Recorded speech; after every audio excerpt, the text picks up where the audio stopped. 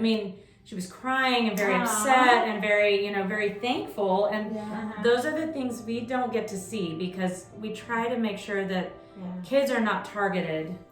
Yeah. I mean, you want to help kids, but we don't always get to see the appreciative part of it from a family who received help and then was able to give back. So that's one of the few times that we've ever gotten feedback from anybody, just because I mean, we do get emails and we get thank you cards and stuff from counselors and stuff, but we try to make sure that nothing is on there so that we don't want to advertise that we're getting.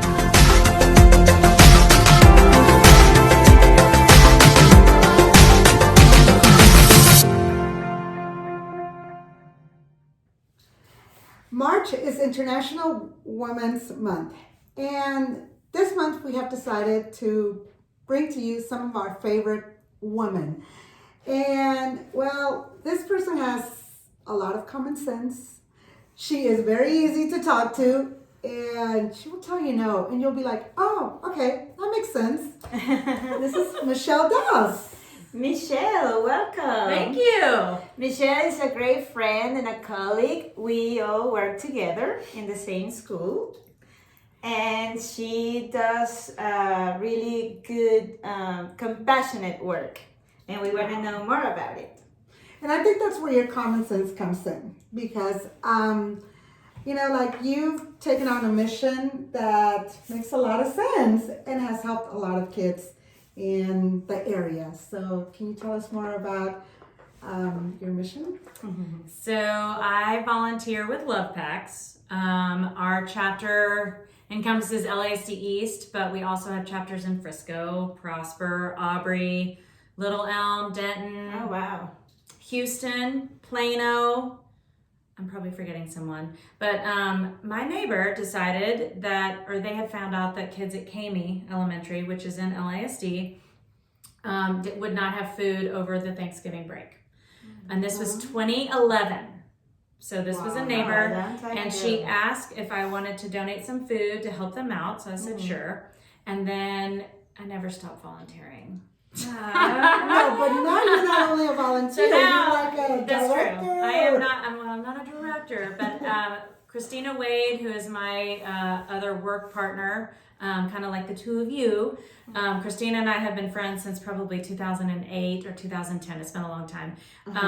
We both head up the LASD East chapter, which means we serve kids in the Colony High School feeder pattern, Hebron High School feeder pattern, from elementary school up to high school. Then we have the other chapters, the other side of Louisville is headed up, and we're moving into Carrollton Farmers Branch. Oh, okay. Wow. And I guess there's a special need now because, in Texas there was that big winter storm. Yes. And then obviously with, COVID, a lot of the parents have been losing their jobs or need extra support. Or need the extra support. Yeah, so we feed kids during breaks of school. So like if we have the long weekends, like for LASD, or spring break, Christmas break, Thanksgiving break, we give them food for 2 meals and snacks for the time that they would be at school getting food. Okay. And because of COVID, North Texas Food Bank has kind of kicked in extra food to not only schools, but to us as well. And then the FDA, is it the FDA? No, USDA. They actually provide food for kids now for free. At school for lunch. And so if you're buying ice cream, that's not free. But if you're buying lunch, then it's free for everybody. And that used to not be the case. So COVID is changing the logistics. They're changing, yes. And they're also helping with some of the need that has been out there for a while. Even though some kids can probably afford $1 lunch. They may not normally now. And so we come in and help supplement on weekends where kids are not able to get food at school. And sometimes kids are left at home during those weeks because they have both working parents who are either out of the house or whatever. So we are trying to fill the gap of food, and making sure that kids have food is a heartbreaking thing. So when you find out that kids are not eating or don't have food, then most people will jump right in I have never come out. I'm still in. I mean, it is a challenge, and just like I'm just thinking about the logistics and being able to manage people, because you do get a lot of volunteers, right? Yes, we get a lot of volunteers. That's how all of our stuff gets delivered to schools. We don't pay anybody. All of the money that we collect, about 98% of it actually goes right back into food. And then we have volunteers who actually come and pick up boxes and or bags and deliver to the schools on all of our chapters, not just Louisville. Okay. So it's a lot, like we have just a tremendous amount of volunteer and community support. That's what I was gonna say. It's really good that it's like your community supporting your community. It's very community based, opposed to some of the big nonprofits that they go to millions of places. But this is very community oriented. So I guess that does bring the community in a lot more. Yes. In all of our chapters.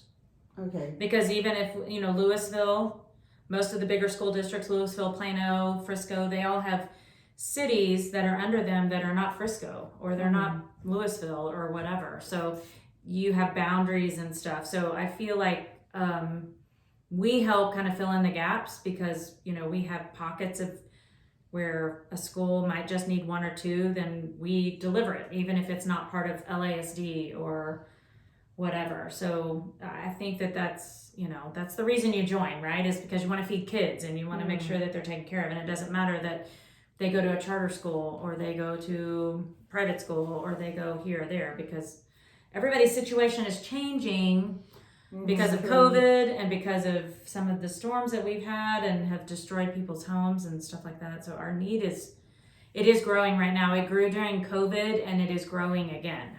Wow. Yeah. Do you have a story that you remember, like an anecdote that you're like, oh, this really was a life changer? So strangely enough, because we deliver and we don't actually know what kids get the food, we try to keep it anonymous so that we don't necessarily know who gets food or where it goes. But there is one instance where we were volunteering at a church in the colony. We were collecting food. It was like a trunk or treat kind of thing. So kids were all dressed up and we're handing out candy, and we had advertised ahead of time that we were collecting food. And so people were dropping stuff by, kids were coming by, and they were all dressed up, and it was fun.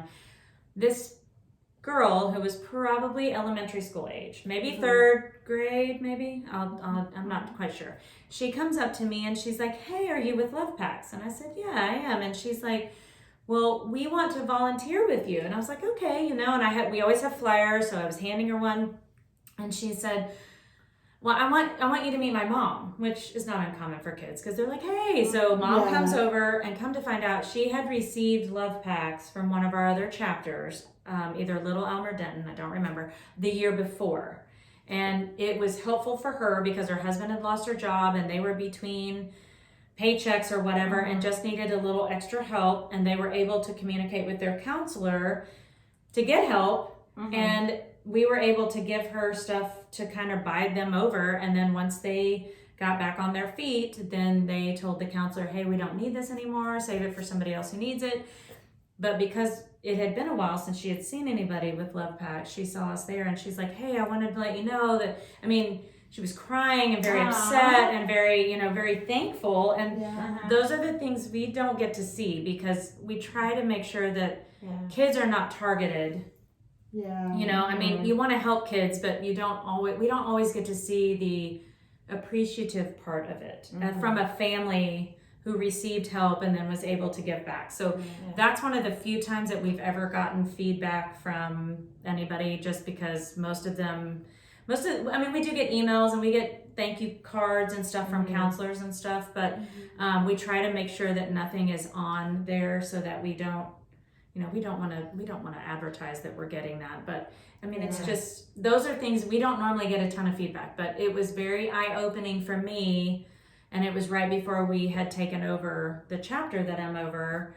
And that was one of the deciding factors, I think, just because, you make an impact on someone, you don't ever know, you don't ever get to see it, so it doesn't ever come back to you.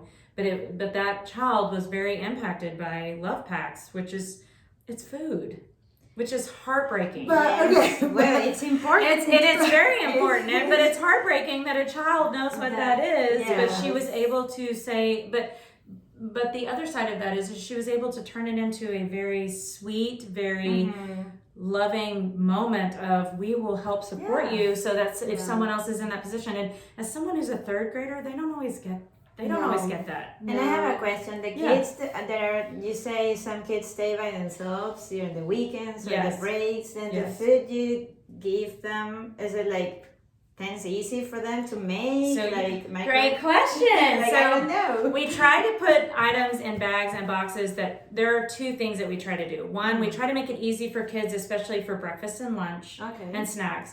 But we also try to do dinner stuff. So like, for example, in like a bag, we would put packets of oatmeal or little boxes of cereal, granola bars. We try to do Chef Boyardee with like a pop top can so that kids can heat that up in the microwave. It's already cooked. Wow. We also do soup. So that is easy for kids to eat. In our boxes, we give them peanut butter and jelly, so kids can obviously eat that out of the jar, but they could put it on bread. Sandwich, you can do whatever. And so we try to make sure that at least half the box, a kid could open a can of green beans if they really wanted it or really needed to eat it because it was whatever, that they should be able to get into it. And in some cases, I mean, kids, they eat stuff that's not necessarily need to be heated up, but you could eat it. But we also put in other things that, like in some of our bags and boxes, if we get a donation of like rice and beans, or like the mini pasta that we talked about with adding tomato sauce or tomato soup, and sometimes just water. With that one, you just add water. But we always put something in it, so at least it tastes more than just pasta with water. So let me tell everyone, this is the traditional Mexican soup. Yes. That when I was little, my mom would make the pasta soup, the ABC soup. Yes. With the with the tomato. Now they sell it to where all you have to do is add water and it tastes delicious. Oh. It does. You don't have to add anything else. Put it in the microwave? Or No. You have to heat it up, but it's like 2 cups. Not that I know. 2 cups. Yes, you do. You eat it every day, or what? I eat it every day. So you add, 2 cups of water, and then just steam it, and it's delicious. Like, it does take like your mommy's. Well, yes, but some kids can heat up water. And older kids can, but we try to do both, right? Because sometimes kids, and the thing is, they can make it at night and then eat it for leftovers the next day, like macaroni and cheese or spaghetti, or tuna, or chicken, canned chicken, or whatever we get that we try to. Sometimes we get packages of stuff like jambalaya or stuff, so obviously that would require an adult. But we try to get stuff that kids can do on their own without help. Great, because kids are by themselves sometimes. So the last time we went, I took Ethan and Lillian to volunteer, and whenever we left, Ethan was like, I could live here because of all the food. Where? At our pantry. Well, there's a bathroom, and now we have a fridge, so that's good. But it's all non-perishable, so it can stay on, I mean, obviously it has an expiration date, but it can be shelf stable and it can stay. So even if you don't necessarily eat it right now, you can always, well, Ethan thinks it's the coolest place. Well, it is cool. He can come anytime. We will gladly take him. That's funny. Yes. Well, so if we were to find out, like, how can we help? Okay, so there's a couple of things you can do. You can check out our Facebook page, lovepacs.org, and you can pick a community that you live in. So we have a bunch around here. You can donate online, but we always need people to come in and help us pack bags and boxes. And I feel like most people can actually realize the impact that you're making when you're actually like part of the process. So we will always take donations. A list of what we always have is on our website. And you can bring those as well. We have open pantry hours where you can come and drop off stuff. We also have, you can make cards that go inside our box. We try to make either decorate the boxes or put a card in there, and it doesn't have to be anything crazy. It can be like, hey, have a great spring break, or hey, hope you have a great family time during Christmas, those types of things. And then, because our flyer goes in there, which has our contact information. But you can also decorate boxes, you can make cards, you can drop off food, you can help us deliver food, you can let families know how to get a hold of us, because during the summer with school not in session, we have a little harder time connecting. So they contact us during the summer directly, and we meet them somewhere, and we will give them food and they will drive away. Great. Wow. Yeah.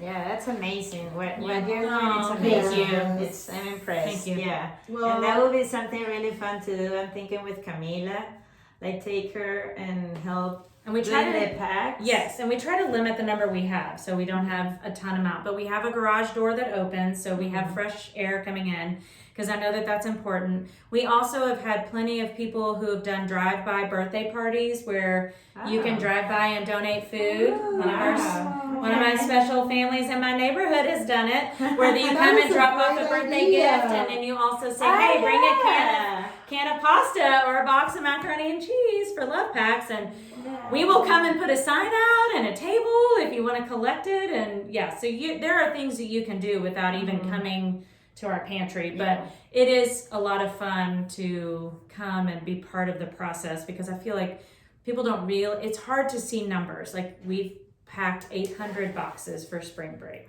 which is a lot. Last spring break? Yes, last spring break we did about 350. Oh my goodness. Yes.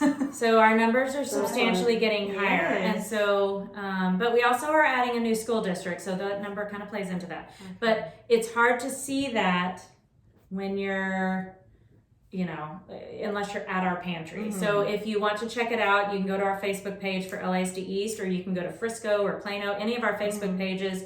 We do live videos so that you can see just from the spans of our warehouse, like how it looks, and, with stuff piled up everywhere, and I can take a video tomorrow when we're there, because it's pretty full right now, even though we've had 348 boxes pulled out, but we have bags in there because we have the Easter weekend coming up. So it's just, we will always take help, and we can do private groups so that you can just come for 2 hours like we did for the Girl Scouts. You just show up and for 2 hours, and we just let you pack and knock stuff out, paint boxes, make cards, do whatever. That's nice. Yeah. Well, thank you very much, Michelle. Thank you for having me. You guys are amazing. Thank you. Thank you for making a difference in our community. Thank you. I appreciate that. You always make a difference in our day. Yes. I try to. I love your patience. And school.